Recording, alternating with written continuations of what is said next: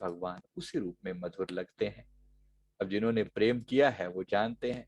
हमारे एक प्रेमी भक्त जी की मैं बात कर रहा हूँ। भक्त मतलब जो जेंट्स हैं उनको भक्त बोलते हैं, जो लेडीज हैं उनको भक्तानी बोलते हैं। गुरु चरणों में गए माथा टेकने के लिए, मिलने के लिए, दर्शन करने के लिए गुरुदेव के। अब मन से ना बड़ी प्लानिंग करके चाहते हैं हम लोग कि भाई जाएंगे, ऐसे दर्शन करेंगे, ऐसे बातें करेंगे, ये कहेंगे वो कहेंगे, पता नहीं क्या क्या मन में भाव होता है। जाना अभी 3 महीने बाद है, तैयारी मन में अभी चल रही है। गुरुदेव सामने होंगे तो क्या कहेंगे, जानते हैं अच्छे से कि भाई समय तो थोड़ा सा ही है। आखिर कितना समय दे सकते हैं गुरुदेव। अब हमारे जैसे पता नहीं वहां पर हजारों लाखों होते हैं, तो किसको कितना समय दे सकते हैं। तो सबके मन में इच्छा होती है। तो एक एक बार एक वहां पर कोई ग्रुप गया सेवा करने के लिए। तो सेवा करने के लिए मतलब गुरुदेव के चरणों में, तो वो वहां पर ना कैंटीन होती है, तो कैंटीन की सेवा करने के लिए वो उनकी ड्यूटी लगी। तो कैंटीन में जैसे सब चाय पानी वगैरह सब होता है। तो कैंटीन में चाय, उस समय में चाय मिलती थी, तो चाय जो है वो 2 रुपए की चाय होती थी। तो चाय अब वो सप्लाई करते, सबको देते, सेवा करते सारा दिन। तो मन में इच्छा होती कि गुरुदेव के ना मतलब दर्शन नजदीकी किए जाएं। उन्होंने भाव किया और अपने संतों से विनती करी कि भाई गुरुदेव के बिल्कुल पास वाले दर्शन करा दो। कभी कभी होता है कि रिकमेंडेशन पर मतलब दर्शन, रिकमेंडेशन का मतलब जो बड़े हैं वो साथ लेके थोड़ा, जैसे बोलते हैं ना भाई, उनकी अप्रोच लगा के थोड़े दर्शन पास से हो जाते हैं। क्योंकि जो उनके संत हैं, जो एग्जीक्यूटिव्स हैं एक तरीके से, उनको नजदीकी दर्शनों का बड़ा मिल जाता है। हम लोग जो होते हैं आम आम लोग, वो भीड़ में दर्शन कर लेते हैं, भाई चलो दूर हो जाते हैं थोड़ा सा ऐसे करके। तो सबको होता ही है ना कि चलो इनसे जुगाड़ लगा के, इनके हाथ पैर जोड़ के, इनको मना के, इनके थ्रू जल्दी से थोड़ा नजदीकी दर्शन हो जाए। तो उन्होंने दर्शन करने, उन्होंने कहा कि थोड़ी नजदीकी दर्शन करवा दो ना। उन्होंने अपने अपने भाई जी, अपने जो रहबर थे उनसे कहा कि जरा नजदीक से दर्शन करा दो। तो उन्होंने कहा कि नहीं नहीं देखो ऐसा है, अभी ना लोग कम हैं, तो तुम ऐसी लाइनों में लग के नॉर्मल दर्शन कर लो। कोई नजदीकी जो दर्शन होते हैं ना, वो उसके लिए बार बार हमें गुरुदेव से फिर प्रार्थना करनी पड़ती है। हम अपने प्रभु का टाइम वेस्ट नहीं करना चाहते, तो आप टाइम वेस्ट मत करना, मतलब ऐसे सब दर्शन कर रहे हैं आप भी कर लो ऐसे। अच्छा, उनको साथ में लग के उन्होंने दर्शन कर लिए। लेकिन मन में वो जो आग लगी हुई थी ना, वो आग वहीं लगी हुई है कि भाई दर्शन तो अभी हुए नहीं, दर्शन तो नजदीकी करने हैं किसी तरीके से। मन में खटर पटर चल रही है कि किसी तरीके से नजदीक के दर्शन हो जाए, किसी तरीके से हो जाए। तो अब मन ने ना ऐसे, अब प्रेमी है, प्रेमी का मन अपने तरीके से चलता है, अभी चलो कोई तिकड़म लगाओ, साम दाम दंड भेद, किसी तरीके से नजदीक के दर्शन हो जाए। अब मन के भाव तो ये है कि जो कहता है, जो मन में भाव रखते हैं, प्रभु तो सबके अंतर की जानते हैं। इनके मन में एक एक आइडिया आया। इन्होंने कहा कि अगर मैं किसी तरीके से, भाई अगर प्यार से तो बात पहुंचेगी नहीं, अगर शिकायत भी पहुंच जाए, अगर हमारी शिकायत गुरु चरणों में पहुंच जाए, तो प्रभु जरूर कोई ना कोई हमें हमें बुलाएंगे। इसी बहाने नजदीक से उनके सुंदर मुखड़े के दर्शन हो जाएंगे। अभी आशिकों की भाषा उनकी भाषा है। तो उन्होंने क्या किया, आपस में सलाह करके चाय के जो 2 रुपए की चाय मिलती ना, उसका रेट बढ़ाकर 5 रुपए कर दिया। नॉर्मली सब कुछ गुरुदेव की तरफ से रिकमेंडेड होता है, तो ये रेट ऐसे ऐसे ऐसे ऐसे होने चाहिए, तो आप इसमें कुछ छेड़खानी नहीं कर सकते। लेकिन नहीं, हम तो पंगे लेने के लिए बैठे हैं, क्योंकि हमें तो किसी कारण से भी शिकायत पहुंचनी चाहिए वहां पर, ताकि गुरुदेव के सामने हाजिरी हो, और इसी बहाने चाहे डांट पड़े लेकिन फिर भी दर्शन तो हो। अब ये वही वाली बात है कि आपका कहना मधुर है, आपका होना मधुर है, आपका प्यार मधुर है, और आपकी डांट भी मधुर है। जब सारा ही कुछ है तो दर्शन तो चाहिए। अब वो दर्शनों के लिए उन्होंने ये जुगाड़ लगाया। बात पहले हुई, भाई सबको लोग हैरान हो गए, भाई ये क्या मतलब, 2 रुपए की चाय मिलती थी। अब वो उन्होंने कहा नहीं नहीं, हमारे यहाँ तो 5 रुपए की मिलते, लेने लो। अब लोग जैसे तैसे वो भी पीने लगे फिर, लेकिन शिकायत पहुंच गई तुरंत ही, ये तो 2 रुपए की चाय 5 रुपए की दे रहे हैं, लूट मचा रखी है। चलो उस ऊपर के लेवल पर एक शिकायत एक ऊपर के लेवल पर गई। उन्होंने भी समझाया कि भाई ये क्या मजाक है। कहते जी हमने तो जो करना था कर दिया, अब आपकी मर्जी। चलो उनसे ऊपर शिकायत गई, दो तीन लेवल होते हैं भाई, एकदम से तो नहीं गुरुदेव तक पहुंच जाएगी, लेकिन चलो इधर उधर होती होती बात फाइनली गुरु चरणों में पहुंची, गुरुदेव के चरणों में, कि भाई ये लोग हैं और बिल्कुल ढीठ हो गए हैं, मान के नहीं दे रहे हैं कि भाई हमें तो चाय 5 रुपए की ही बेचेंगे हम, तो तुमने जो करना कर लो। तो अब उन्होंने जब फाइनली गुरुदेव के चरणों में विनती की, और प्रभु तो सबके अंतर मन की जानते हैं भी कर क्या रहे हैं, तो गुरु चरणों में बात पहुंची, गुरुदेव ने कहा ठीक है उनको बुलाओ। अब इनको इनके पास जैसे संदेशा पहुंचा कि भाई अब तुम्हें ना गुरुदेव के दर्शन, अभी गुरुदेव ने बुलाया है, तुम्हें बहुत डांट पड़ने वाली, चलो। अब वो अपने ढंग से बात कह रहे हैं कि भाई गुरुदेव ने बुलाया, तुम्हें डांट पड़ने वाली, इनके मन में लड्डू फूटे, भाई दर्शन होंगे इसी बहाने से, और अंधा क्या चाहे दो आंखें, मन में भाव करके भाई हाँ ऐसे मेरे प्रभु सामने बैठे होंगे, ऐसे डांटेंगे, कभी ऐसे देखेंगे, कुछ होगा जो होगा चुपचाप सुनते रहेंगे, प्यार प्यार से दंडवत प्रणाम कर देंगे कि प्रभु माफ कर दो। इनसे तो माफी किसी से मांगी नहीं भाई, जो नीचे वाले बनाने वाले महात्मा जी जो उनके इंचार्ज जो थे, किसी से माफी नहीं मांगी इन्होंने, भाई सब गुरुदेव से सीधी माफी मांगे तो मजा आएगा इसी बहाने से, बाकी जो जाने डांट पड़ेगी तो डांट सही। जो अब प्रभु अब सबके मन के भाव जानते हैं गुरुदेव, अब गुरुदेव हमारे बैठ के मन ही मन देख रहे हैं कि ये कर क्या रहे हैं। अब जैसे उनको गुरुदेव के सामने जाने का वो मिला, सब तैयार होकर दौड़े, ये गुरुदेव के चरणों में जाएंगे, और महात्मा जी सब सोच के बैठे हुए हैं कि भाई इनको डांट पड़वानी है अच्छे से, इन्होंने हमारी बात भी नहीं मानी। तो उनको बहुत बुरा लग रहा था, जो जो इंचार्ज थे उनको बुरा लग रहा था भी हमारी बात भी नहीं मानी, दुनिया हमारे आगे झुकती है और ये बंदे हमारी भी नहीं मान रहे। खैर उन्होंने जाके गुरुदेव के चरणों में विनती करी कि प्रभु ऐसे ऐसे ही इन लोगों ने ना, गुरुदेव के सामने गए और गुरुदेव के सामने विराजमान है और दो तीन लोग ही खड़े हैं, अब अंधा क्या चाहे दो आंखें, उन्होंने तो यही मांगा था कि दर्शन मिल जाए। अब प्रभु के सुंदर मुखड़े को निहार रहे हैं, आंखों से नेत्रों से टप टप आंसू बह रहे हैं, मन में कुछ और चीज है ही नहीं, सूझता ही नहीं है कि भाई इनको देखकर और क्या कहें, जिनके सामने सारा जहान नतमस्तक है, जमीन आसमान नतमस्तक है, आज वो इष्ट मेरे सामने बैठे हैं, उस सुंदर मुखड़े को देख देख कर मन रीझ रहा है, और मांगने को कुछ नहीं है, कहने को कुछ नहीं है, भाव बस प्रेम पूर्वक वो रोए जा रहे हैं प्रभु के सामने।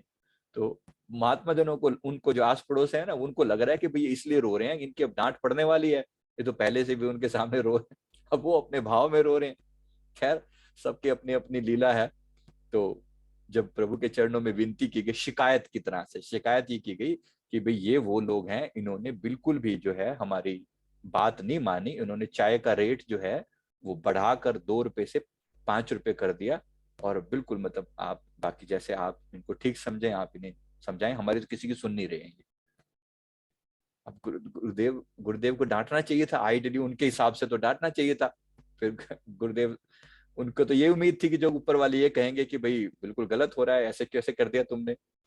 प्रभु परम दयालु, वो जानते हैं इनके मन की अवस्था क्या है, इन्होंने सारी हरकतें करी किस लिए हैं। प्रभु फरमाते हैं कि क्या रेट बढ़ा दिया, चाय का रेट बढ़ा दिया, 2 रुपए थी 5 रुपए की कर दी।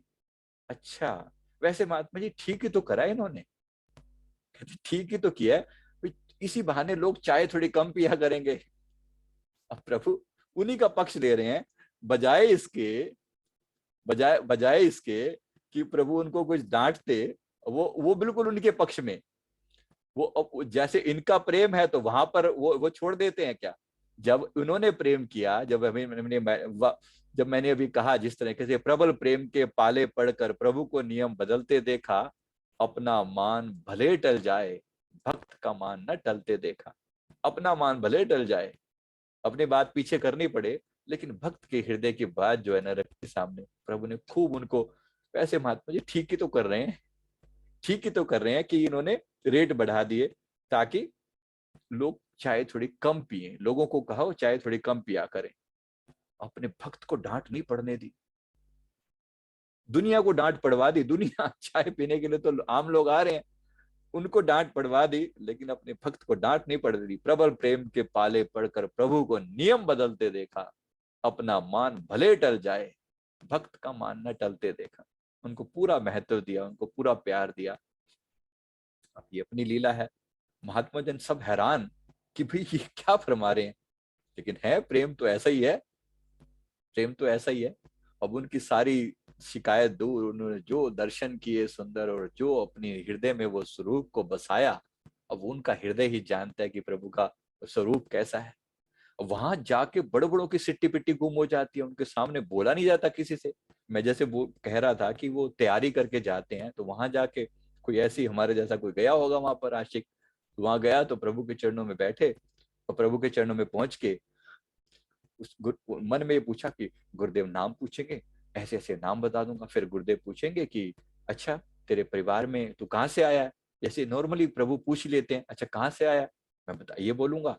फिर पूछेंगे कि तेरे क्या काम करता है, तो मैं ये बोलूंगा। ऐसे अपने मन में मन बातें चल रही हैं, अपने मन में बड़ी लंबी चौड़ी कहानी बना के बैठ गया। फिर मैं ऐसे कहूंगा, फिर मैं ऐसे कहूंगा, ऐसे मन के भाव बनाकर बैठा हुआ है। अच्छा पहुंचे गुरुदेव के सामने, और वो सुंदर मुखड़े को देखकर अपनी सिट्टी पिट्टी गुम, होश ही नहीं होता अभी हैं कौन, क्या पूछने आए थे। और वो प्रभु के सामने देखकर वो देखते जा रहे हैं, ऐसे सुंदर मुखड़े को निहार कर, मतलब ये समझ नहीं आ रहा कि पूछे तो पूछे क्या। प्रभु ने, अब गुरुदेव ने पूछा, वो बिल्कुल आंखें फाड़ फाड़ कैसे देख रहा है गुरुदेव को। तो वो गुरुदेव ने पूछा भी ये कौन है, क्या नाम है इसका। वो कहते जी ना, क्या नाम है। महात्मा जी ने जो पास खड़े थे उन्होंने फिर पूछा क्या नाम है तेरा। नाम, नाम नहीं पता दिमाग पे इतना जोर डाल लिया, मजाल है नाम याद आ जाए। जी मेरा नाम, मेरा नाम, मेरा नाम, नाम नहीं याद आ के तेरा बैठा। मेरा नाम, मेरा नाम 20 बार बोला होगा मेरा नाम। हाँ हम समझ गए, गुरुदेव फरमाते हाँ हम समझ गए तेरा नाम भोंदू राम है। वो अपने दयालु हैं, वो अपने प्रेम में बैठे हुए हैं। हाँ हम समझ गए तेरा नाम भोंदू राम है, और बता। वो खुश, वहां मेरे भगवान ने मेरे से बात कर ली, और कुछ चाहिए नहीं, बात खत्म बस। मेरे से इतनी बात हो गई, प्यार से उन्होंने पूछ लिया हाल, मेरे लिए काफी है। एक प्रेमी भक्त का ये हाल है। वहां कोई किसी तरह की कोई मान नहीं, कोई मर्यादा नहीं, कोई बड़ी बड़ी बात नहीं, कोई ये नहीं कि कोई मेरे को प्रभु को सिर पे बिठा लेंगे। बस मिटा हुआ है, मिटा हुआ है, अपने आप को मिटा कर बैठा हुआ है किसी तरीके से। बस उसकी एक मुखड़े की झलक मिल जाए, बस इतना उसमें उसमें भरपूर आनंद है। उसके लिए डांट पड़ जाए, फटकार पड़ जाए, पागल कहलाऊं, कोई फर्क नहीं पड़ता। और चलता है, जिसके दिल में प्यार है वो ऐसे ही ये खेल चलता है। अब याद रखना, ये जो मैं बात कर रहा हूं, कोई ये ना समझ ले कि ये कोई जो बात हो रही है, ये कोई छोटे लेवल की बात नहीं है, कोई कभी किसी गलत फहमी में पड़ जाए कि भाई ये तो आम साधारण लोगों की बात है। तो ये प्रेम के चक्कर में सारा खेल ही, ये सारा खेल ही इसी के चक्कर में सारा खेल हो रहा है। लास्ट टाइम भी मैंने आपको ये कहा था, ये जरा शेरी दिमाग में बिठा लें कि हर वक्त पीर का चेहरा मेरी नजर में है, ऐसा लगता है कि खुदा मेरे घर में है। आशिकों को 2 कदम पर मंजिल मिल गई। उन्होंने तो कोई मांगी नहीं थी मुक्ति, उन्होंने तो मुक्ति कभी मांगी नहीं, उन्होंने कोई बड़ी पदवियां नहीं मांगी, उन्होंने मांगा क्या, सिर्फ अपने प्रभु के सुंदर दर्शन, बस। आशिकों को 2 कदम पर मंजिल मिल गई, और आलिमों का कारवां अब भी सफर में है, वो भी पीछे चले आ रहे हैं। जिन्होंने ज्ञान मांगा, ध्यान मांगा, बड़ी बड़ी बातें मांगी, वो भी पीछे चले आ रहे हैं। जिन्होंने मंजिल मिलनी थी वो तो मंजिल पा ही गए, उन्होंने तो अपने प्रभु को पा लिया। तो उनके रूप में इतनी आसक्ति है। आलिमों, आलिम मतलब जो ज्ञानकार हैं, ज्ञानी हैं, तो ज्ञानी पीछे पीछे चले आ रहे हैं, अभी वो पहुंचे नहीं है मंजिल तक। लेकिन आशिकों को 2 कदम पर मंजिल मिल गई, आलिमों का कारवां अब भी सफर में है। तो ये प्रेम की अपनी महिमा है। इसलिए प्यार में डुबकी लगाएं, डुबकी लगाएं, ऐसे ही प्यार में डुबकी लगाएं। दिमाग ज्यादा नहीं लगाना इस चीज में। जिनको कभी कभी ज्ञानी हो जाना बुरा नहीं है। समझ, ज्ञान जो है आपको संसार से काट देता है, फालतू चीजों से हटा देता है, सारी वासनाएं मिटा देता है, सारे प्रलोभन हटा देता है। ये ज्ञान की महिमा है। ज्ञान अपनी जगह पर संसार काटने के लिए। लेकिन अब इस मन का क्या करें, अब इस दिल का क्या करें, संसार से तो तोड़ा, अब फिर क्या करें। जो ज्ञानी है वो अपने भीतर से मेट लेता है। उलट समाना आप में प्रगति ज्योत अनंत, सेवक स्वामी एक मत खेलें सदा बसंत, ये उनकी रास्ता है। और प्रेमी का रास्ता वो क्या करता है, संसार से आसक्ति हटाता है और सारी आसक्ति परमात्मा में जोड़ देता है, प्रभु के अंदर जोड़ देता है। ये उसका रास्ता है, इसका रास्ता है। अब इसका जो प्रेम का रास्ता है वो सरस है, रसपूर्ण है, आनंद। आनंद वाला है। ज्ञानी कभी कभी सूख जाता है, रूखा हो जाता है बिल्कुल, क्योंकि संसार के प्रति उसकी कोई आसक्ति नहीं है, संसार से सबसे तोड़ के बैठ गया, राइट। उसकी कोई आसक्ति नहीं है तो तोड़ के बैठ गया है। उसको इच्छा भी नहीं है, किसी से कुछ चाहिए नहीं, ना गर्ज किसी से, ना वास्ता, मुझे काम अपने काम से, उसको किसी से ना गर्ज है ना कोई वास्ता, कोई लेना नहीं कोई देना नहीं। लेकिन जो प्रेमी है वो क्या करता है, संसार से तोड़ता है लेकिन प्रभु चरणों से जोड़ देता है, और जोड़ने में उसकी सारी की सारी इंद्रियां सदुपयोग करने में लग जाता है। अगर उसको कभी संसार की खुशबू अच्छी लगती थी और वो सारी खुशबू पर प्रभु के चरणों में समर्पित कर देता है। गुरु चरणों में इत्र लेकर जाते हैं लोग। अब कहते, किसी ने एक बार पूछ लिया गुरुदेव ने, भाई इत्र क्यों लेकर आया, कहते जी मुझे बहुत पसंद है। गुरुदेव ने कहा हमें तो पसंद नहीं है। जी मुझे बहुत पसंद है। कहा मुझे, हमें तो पसंद नहीं है। गुरुदेव फरमा रहे हैं मुझे तो हमें तो पसंद नहीं है, हमें मुझे पसंद है स्वामी जी, आपकी मर्जी। अच्छा, एक एक बार एक एक लेडी, एक भक्तानी कोई पहुंच गई, तो गुरुदेव के चरणों में ड्राई फ्रूट लेकर गई, जिसके पास जो है। तो अब वो ड्राई फ्रूट लेकर गई, ड्राई फ्रूट गुरुदेव के चरणों में ऐसे उन्होंने भेंट किए। ड्राई फ्रूट में दो चार जो भी चीजें होंगी। अब हमारे प्रभु क्या करते हैं, एक पीस उठाएंगे, बस हल्का सा ऐसे जीभ को टच करके, समय नहीं होता भाई किस किस का वो बैठ के खाएंगे थोड़ी, वो हल्का सा जीभ को टच करके भाई भोग लगा दिया, अब ये वापिस रख दिया। फिर कहते हैं चलो वापिस ले जाओ। भोग लगाने का मतलब जैसे वो यही करते हैं भाई, थोड़ा एक लिया, एक पीस टच किया और रख दिया। गुरुदेव ने ऐसे करके टच करके उसको वापिस रख दिया। तो और गुरुदेव ने कहा कि ये अब ले जाओ, प्रसाद बन गया, अब ले जाओ। तो उन्होंने कहा कि उससे वो लेडी जो आई है, कहती है स्वामी जी ये तुसी रख लो, मतलब ये आप रख लो, आप रख लो, हम तो खाते रहते हैं ऐसे ही। मतलब गुरुदेव के सामने कहती है आप रख लो, हम तो ऐसे ही खाते रहते हैं, हमारे पास तो बहुत है। गुरुदेव बड़ा मुस्कुराए उसकी बात सुनकर, बड़े प्यार से। भाव तो देख लें अभी इसका क्या है। प्रभु मुस्कुरा के फिर कहते हैं अच्छा तुसी खाते रहते हो तो अस्सी भूखे बैठे हैं इधर, तुम खाते रहते हो तो हम कोई भूखे बैठे हुए हैं, हमारे पास भी भंडार भरे पड़े हैं। देने वाले खुद मालिक हैं वो, उनके सामने सारा जहान झुकता है, और उसके सामने ये कह रही है कि अब आप खा लेना, हम तो खाते रहते हैं। जैसे भाई, अब कहने वालों की भी हद होती है देखो। गुरु के चरणों में जा रहे हैं लेकिन इतना भाव ऐसा। अब ये इनका अपना भाव है, क्या तुझे खाओ स्वामी जी, हम तो खाते रहते हैं। प्रभु फरमाते हैं कि हम भूखे बैठे हैं, तुम खाते रहते हो तो हम भूखे बैठे हैं क्या? सारे भंडार हम ही तो भर रहे हैं बैठ के, वो क्या कहें, सीधे सीधे तो नहीं कहते, लेकिन चलो सब कुछ करने कराने वाले तो वही है ना। तो इस तरीके से बड़े सुंदर प्यार की जो बातें हैं ना, ये अनोखी हैं। जिसने जिस रूप में भी जाना है वो उतने में वो बिल्कुल अपने आप में अद्वितीय है प्रेम। आप इसको किसी भी तरह से किसी चीज से कंपेयर नहीं कर सकते। एक भक्त के भाव हमेशा पागलों वाले होंगे, अगर होता है तो हो जाए, होता है। बहुत सियाना बन के करना भी क्या है, बहुत सियाना बन के बड़े चौधरी हो जाओगे क्या, रूखे सूखे जाओगे कहाँ आखिर। भक्त के अपने भाव हैं।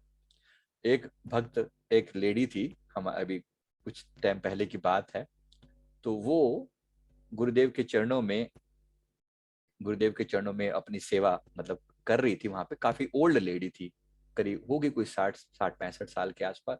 तो सेवा करती थी, सेवा करते करते ना एक लाइन बोलती रहती थी, जो भी उसकी झाड़ू पोछा जो भी उसकी सेवा उसको लगाई गई, सेवा करती रहती। और काफी जीवन का एक बड़ा हिस्सा उसने गुरु चरणों में समर्पित किया था भाई, जैसे गुरुदेव के आश्रम में सेवा करती थी। तो एक लाइन बोलती थी भाई, पंजाबी में भाई, सानू तेरा आसरा तेनू साडा आसरा, हमें तेरा सहारा तुझे हमारा सहारा, हमें तेरा सहारा तुझे हमारा सहारा।